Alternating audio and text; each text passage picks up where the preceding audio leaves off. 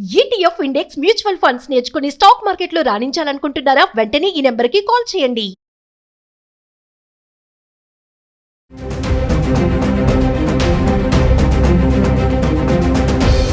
నమస్కారం, నేను మీ సంగీత.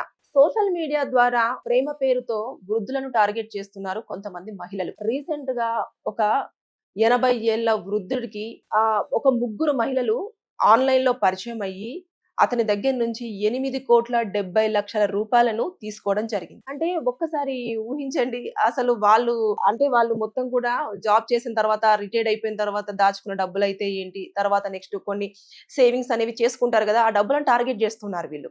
ఇతనికి ఎలా ఆ ముగ్గురు మహిళలు పరిచయం అయ్యారు అని అంటే, ఫేస్బుక్ లో షార్వి అని చెప్పేసి ఒక ఫ్రెండ్ రిక్వెస్ట్ రావడం జరిగింది. అతను ఆ ప్రొఫైల్ ఓపెన్ చేసి చూడంగానే ఒక అందమైన అమ్మాయి ఫోటో కనిపించింది. ఇమీడియట్ గా అతను యాక్సెప్ట్ చేశాడు. చేసిన తర్వాత ఇంకా దాంట్లో వాళ్ళు చాటింగ్ చేసుకోవడము, కాల్స్ చేసుకోవడము, వీడియో కాల్స్ మాట్లాడుకోవడం, ఇలాంటివన్నీ కంటిన్యూ అవుతూ వస్తున్నాయి. అయిన తర్వాత కొన్ని రోజుల తర్వాత ఈ షార్వి ఏం చెప్పడం స్టార్ట్ చేసిందంటే, నాకు చాలా కష్టంగా ఉంది ఇంట్లో, నా భర్త నన్ను వదిలేశాడు, నాకు 2 పిల్లలు ఉన్నారు, వారిని చూసుకోవడానికి నాకు ఇబ్బందిగా ఉంది, నేను వారిని చదివిపించాలి, వారిని ఏదో ఒక స్థాయిలోకి తీసుకురావాలి, నాకు డబ్బులు చాలా కష్టం అవుతుంది అని చెప్పేసి ఇదంతా ఏడుస్తూ చెప్పుకోవడము, తర్వాత నెక్స్ట్ ఎమోషన్ గా ఎక్కువగా కనెక్ట్ అయిపోయినట్టు యాక్ట్ చేయడము, లవ్ యూలు చెప్పడము, ఇవన్నీ చెప్పడం తోటి నీకు ఎన్ని డబ్బులు కావాలి అని చెప్పేసి అతను కొంత అమౌంట్ అనేది వేస్తూ రావడం జరిగింది.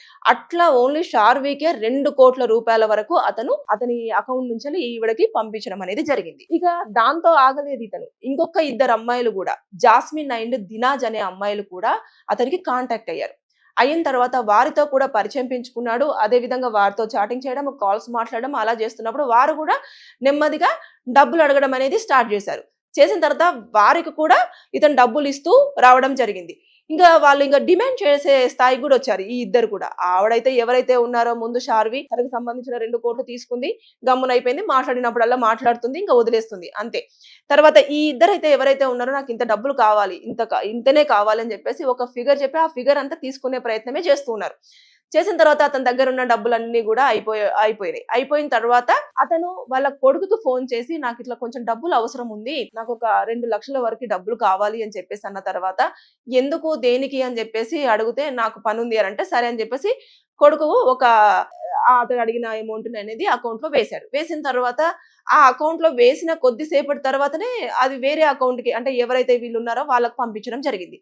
తర్వాత మళ్ళీ ఒక వారం రోజుల్లోనే వాళ్ళ కోడలికి ఫోన్ చేశాడు. కోడలికి ఫోన్ చేసి, నాకు ఒక 5 లక్షల వరకు అరేంజ్ చేయగలవా, నాకు కొంచెం అర్జెంట్ వర్క్ ఉంది అని చెప్పేసి మళ్ళీ కోడల్ని కూడా డబ్బులు అడిగాడు. అరే మొన్ననే నన్ను అడిగాడు, తర్వాత మళ్ళీ నా భార్యను ఎందుకు డబ్బులు అడిగాడు మా నాన్న అని చెప్పేసి, అసలు ఇతను డబ్బులతో ఏం చేస్తున్నాడు, ఇతని అకౌంట్ లో ఎన్ని డబ్బులు ఉన్నాయి అని చెప్పేసి మొత్తం పూర్తి స్థాయిలో బ్యాంకుకి వెళ్ళేసి అన్ని డీటెయిల్స్ కనుక్కుంటే అతని అకౌంట్ లో అసలు డబ్బులు ఏమీ లేవు, జీరో. తర్వాత నెక్స్ట్ ఇతను వేసిన డబ్బులు కూడా రీసెంట్ గానే వేరే అకౌంట్ కి ట్రాన్స్ఫర్ అయినట్టుగా చూపించాయి. నాన్న ఈ డబ్బులని నువ్వేం చేస్తున్నావు, ఎవరికి ఇస్తున్నావు అని అంటే, అప్పుడు వాళ్ళ నాన్న ఇదంతా కూడా చెప్పడం జరిగింది. చెప్పిన తర్వాత, నువ్వు మోసపోతున్నావు, వాళ్ళంతా ఇలాగే నిన్ను ట్రాప్ చేస్తూ ఉంటారు అని చెప్పేసి అప్పుడు వెళ్ళి పోలీస్ స్టేషన్ లో కంప్లైంట్ ఇవ్వడం అనేది జరిగింది. అంటే చూడండి, ఆ ముసలైన యొక్క ఎమోషన్ ని, అంటే వాళ్ళు ఆ ఏజ్ లో ఎలా ఉంటారు అంటే, ఎవరో ఒకరు మాట్లాడుతూ ఉండాలి, అది కూడా ప్రేమగా. సో వీళ్ళు ఏం చేస్తారు, టైం స్పెండ్ చేస్తారు, కాసేపు మాట్లాడితే డబ్బులు వస్తున్నాయి కదా అని చెప్పేసి చెప్పడం జరుగుతుంది. అంతేగాని అంటే వాళ్ళు అక్కడ నిజమైన ప్రేమ ఏముండదు. ప్రేమ అంటే వాళ్ళు ఎక్కడో ఉంటారు, ఇతను ఎక్కడో ఉంటాడు.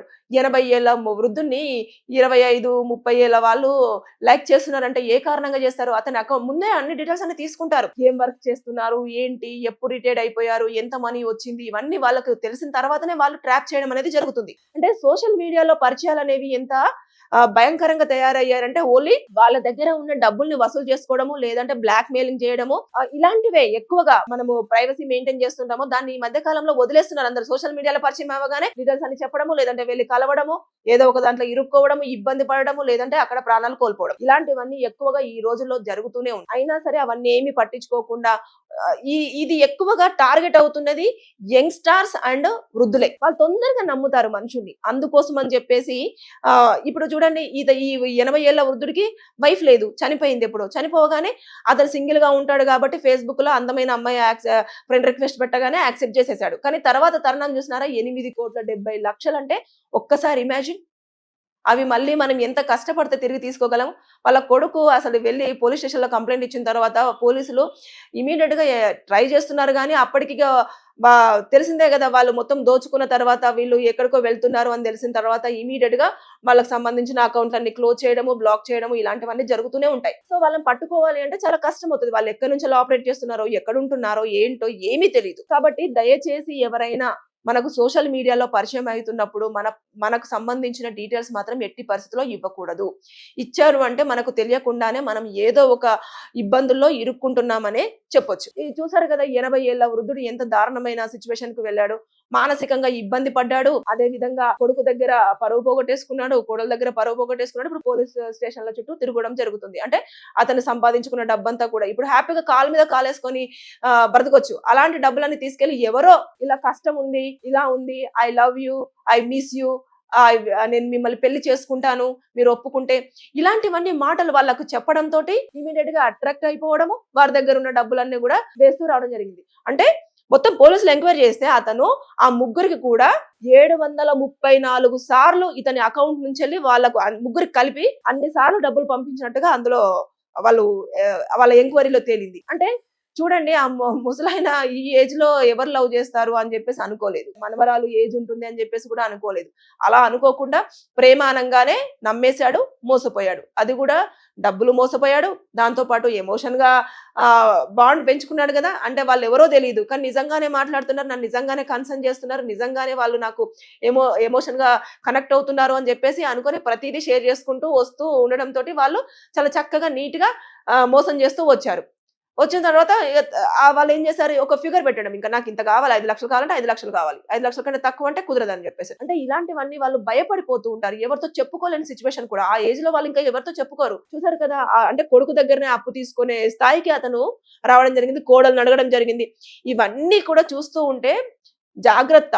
ప్రతి ఒక్కరు కూడా సోషల్ మీడియాలో ఎంత వరకు ఉండాలో అంతవరకే ఉండండి. ఎవరైనా అన్నోన్ పర్సన్స్ మనకు సంబంధించిన డీటెయిల్స్ అడుగుతున్నారు, లేదు అంటే వాళ్ళు ఏదైనా మనకు సంబంధించిన దాని మీద ఎక్కువగా ఫోకస్ చేస్తూ ఇలా అని చెప్పేసి మనల్ని ఎక్కువగా కన్సర్న్ చేస్తున్నారు అని అనిపిస్తే వాళ్ళు ఎవరో మనకు తెలియనప్పుడు తెలియనట్టుగానే ఉండండి. తెలిసినట్టుగా బిహేవ్ చేస్తూ మనకు సంబంధించిన ఇన్ఫర్మేషన్ అందిస్తూ వాళ్ళు చూపిస్తున్న ఎఫెక్షన్ కానివ్వండి, ఎమోషన్ కానీ రియల్ అని నమ్మారా, మనం మోసపోవడం మాత్రం ఖాయం. సో జాగ్రత్తగా ఉండండి.